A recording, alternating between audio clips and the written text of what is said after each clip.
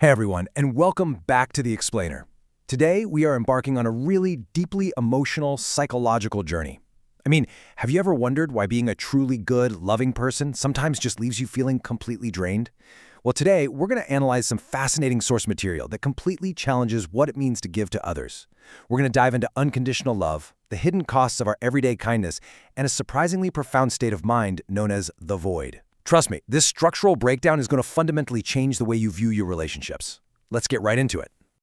Okay, so has your kindness ever gone completely unreturned?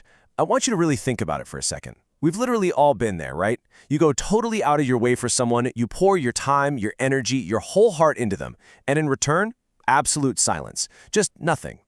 Let's acknowledge that relatable, icy cold feeling in your chest, that sudden drop in your stomach when you realize your effort has seemingly just vanished into thin air. It's incredibly painful, and our immediate instinct is usually to feel totally foolish or just plain angry. But that brings us to a massive paradigm shift from today's text.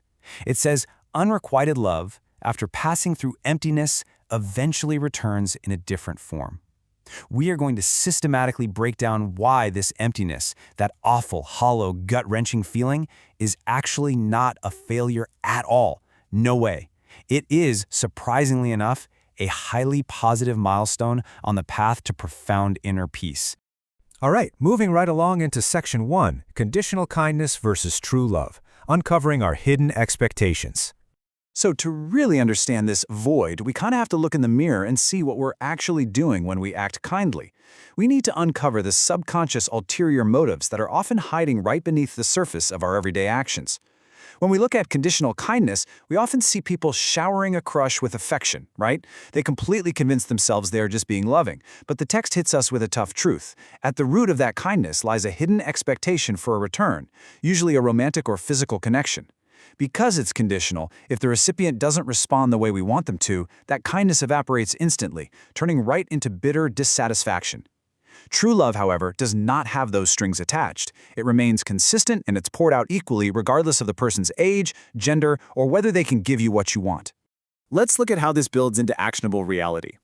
When you start treating literally everyone equally, say giving the exact same level of care to a same-sex friend, an older neighbor, or a younger colleague as you would to a romantic interest, you totally strip away those expectations of romance. Now, to the outside world, you might look like a total sucker, like you're completely losing out by giving so freely without getting a tangible reward back.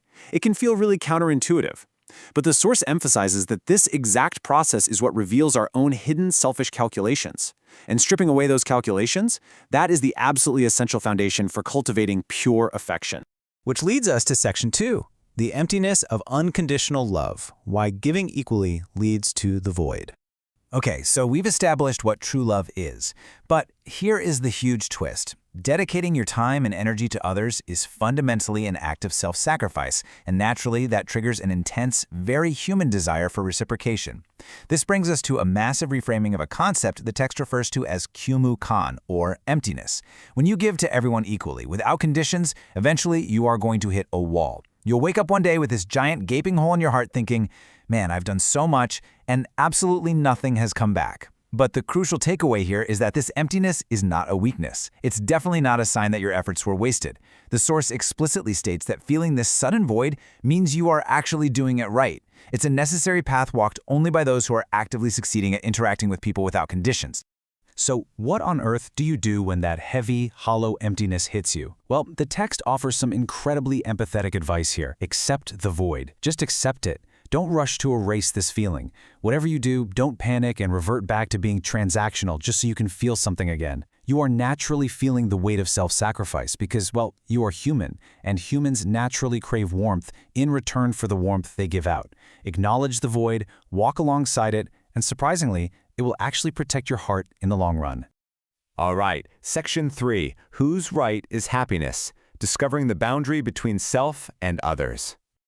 To really grasp this, we have to discover the tough, unyielding boundary between ourselves and others, no matter how much love we offer them. Step 1, you might provide equal, unconditional love.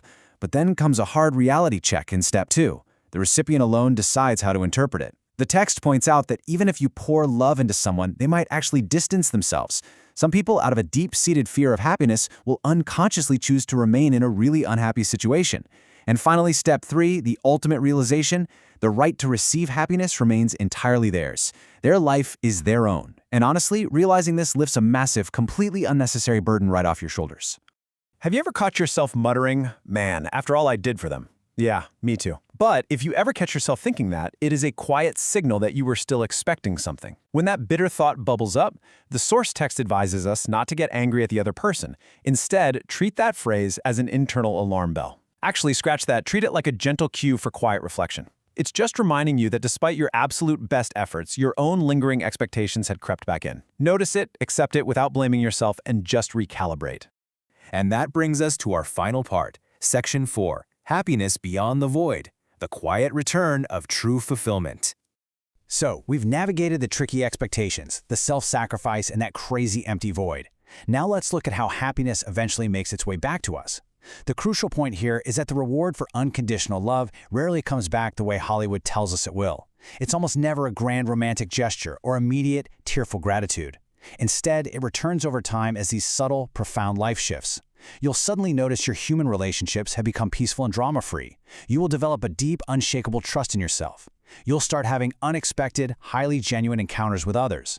Ultimately, the big reward is a quiet, lasting inner peace.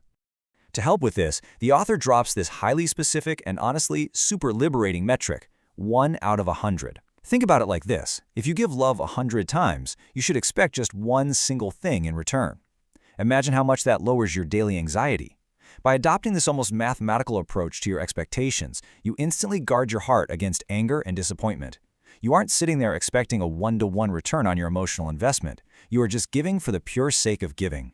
And as you continue this practice, a really beautiful transformation occurs. Your quiet posture will eventually be mirrored by the world.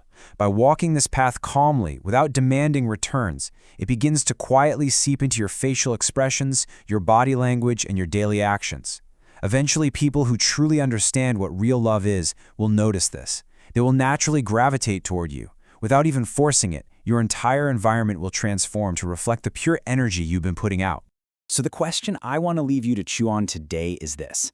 Today, where will you quietly pour your love without expecting anything back? Remember, feeling that void just means you're doing it right. Keep walking alongside it.